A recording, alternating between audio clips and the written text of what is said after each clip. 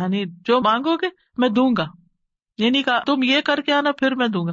بعد میں کہا کہ ٹھیک ہے تم بھی میری بات مانا کرو، ریکمینڈیڈ ہے یہ بات، لیکن شرط نہیں ہے کہ تم نے مانی تو پھر ہی میں بھی تمہاری مانوں گا. اور پھر آپ دیکھیے کہ یہ ہمارا فرض بنتا ہے کہ ہم اپنی دعاؤں میں اخلاص پیدا کریں، ورنہ اللہ تعالیٰ تو ہر ایک کو نیک بد گناہگار حتیٰ کہ ابلیس کی بھی دعا قبول کر لیتا ہے. دعا کے سبب تقدیر بدل جاتی ہے. حدیث میں آتا ہے قضاء کو صرف دعا ہی بدل سکتی ہے، اور نیکی کے علاوہ کوئی چیز عمر کو نہیں بڑھا سکتی. نیکی کرتے جاؤ انشاءاللہ عمر بھی لمبی ہوگی اور نیکیوں کی مزید توفیق ہوگی. دعا کی وجہ سے آزمائشیں ٹل جاتی ہیں. امام غزالی کہتے ہیں بس جان لے کہ قضاء و قدر میں سے یہ بھی ہے کہ اللہ آزمائشوں کو دعا کے ذریعے ٹال دیتا ہے. چنانچہ دعا آزمائشوں اور بلاؤں کو ٹالنے اور رحمت کے حصول کا سبب ہے، جیسا کہ ڈھال تیروں کو ٹالنے اور واپس لوٹانے کا سبب ہے، یعنی کہ جو شیلڈ ہے اس سے آپ پروٹیکٹڈ ہوتے ہیں. اور جیسے پانی زمین سے نباتات نکالنے کا سبب ہے، یعنی آپ پودا لگاتے ہیں اسے پانی لگاتے ہیں تو اس میں سے کچھ نکل آتا ہے. جن لوگوں کے گارڈنز ہیں وہ تو یہ تجربہ کرتے ہی ہوں گے کہ جب سمر آتی ہے اور وہ ڈالتے ہیں کچھ تو پھر اس میں سے ننھی منی کونپلیں نکلتی ہیں. اجیب دعوت الداعی اذا دعانی، مطلب یہ ہے کہ جو بھی مجھ سے مانگتا ہے وہ کچھ پا کے ہی لوٹتا ہے، وہ نامراد نہیں ہوتا. جیسے زکریا علیہ السلام نے کہا تھا کہ وَلَمْ أَكُنْ بِدُعَائِكَ رَبِّ شَقِيًّا، کہ اے رب تجھے پکار کر تو میں کبھی بدبخت ہوا ہی نہیں، کبھی مایوس ہوا ہی نہیں، کبھی محروم ہوا ہی نہیں.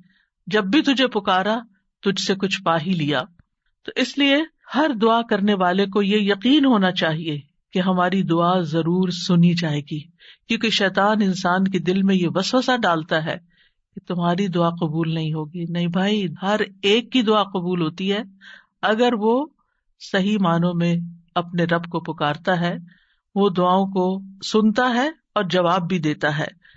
ضرورت اس بات کی ہے کہ ہم اپنے دل کو حاضر کر کے اللہ سے مانگیں، اخلاص کے ساتھ مانگیں، اور قبولیت کے جو اوقات ہیں یا جو علامات ہیں ان کو سامنے رکھتے ہوئے مانگیں.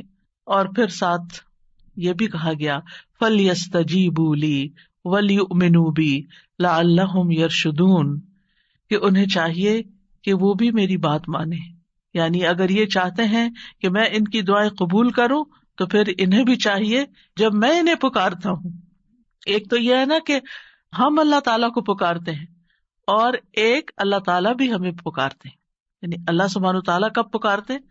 ہر اذان میں پکار آتی ہے حی علی الصلاۃ حی علی الفلاح. تو پھر ہم کیا کرتے ہیں؟ کیا واقعی ہم صلاح کی طرف جاتے ہیں یا نہیں؟ اسی طرح قرآن مجید میں بہت دفعہ یا ایھا الذین آمنوا کہہ کے ہمیں پکارا گیا ہے، اے لوگو جو ایمان لائے ہو. یا ایھا الناس کہہ کے تمام انسانوں کو پکارا گیا ہے. تو کیا ہم انسان بھی اپنے رب کی پکار کو سنتے ہیں؟ کیا ہم بھی جواب دیتے ہیں؟ کیا ہم بھی اس کی طرف بڑھتے ہیں؟ اور پھر یہ کہ وَلْيُؤْمِنُوا بِي، چاہیے کہ وہ مجھ پر ایمان لائیں، چاہیے کہ وہ میری بات مانیں. لَعَلَّهُمْ يَرْشُدُونَ، شاید کہ وہ سیدھی راہ پا جائیں.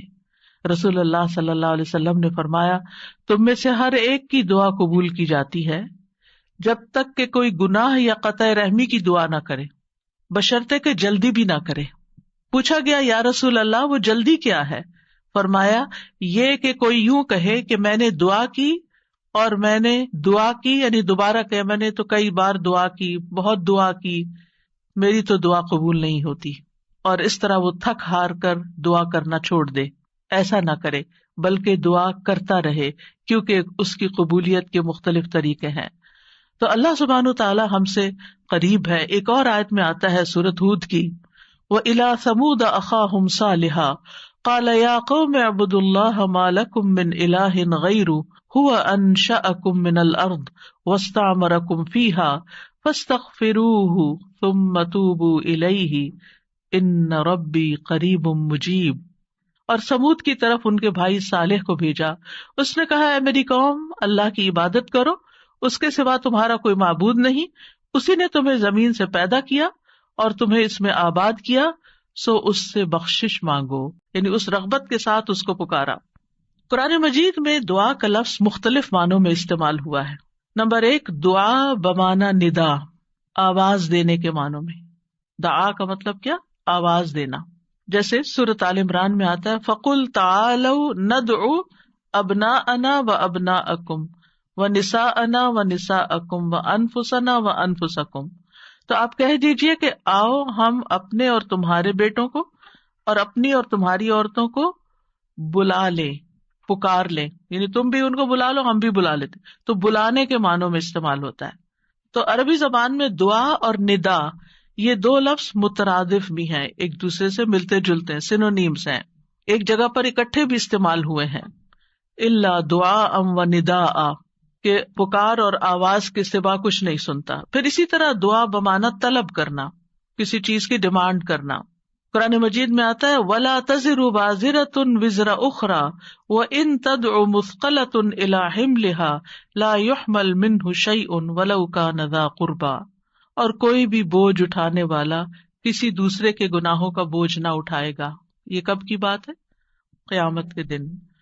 اور کوئی بوجھ سے لدا ہوا شخص اپنا بوجھ اٹھانے کے لیے کسی کو بلائے گا، اس کو